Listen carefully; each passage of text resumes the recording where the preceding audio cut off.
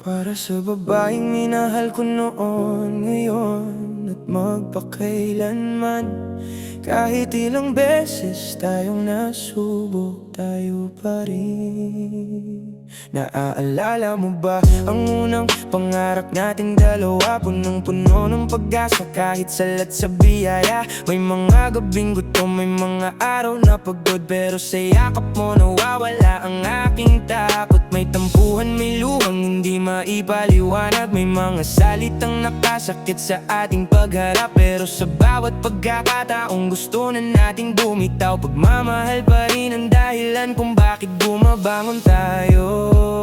Kapit lang mahal, huwag kang bibitaw. Sa bawat puno, sabay nating lalaban. Ikaw ang dahilan kung bakit ako matatag. Kasama ka, bawat pangarap ay matutupad.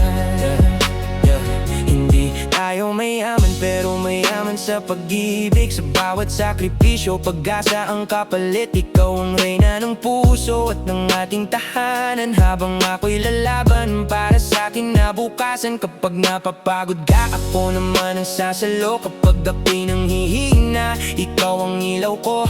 Hindi man madali ang bawat kabanata, ikaw pa rin ang pipiliin sa bawat umaga. Darating din ang araw na mapapawi ang luha. Ang mga sugat ng kahapon ay magiging alaala. Maghahawak kamay nating haharapin ang bukas, hanggang sa pagtanda hindi magwawakas.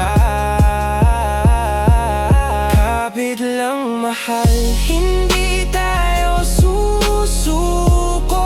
Ang bawat laban ay sabay nating tatahakin.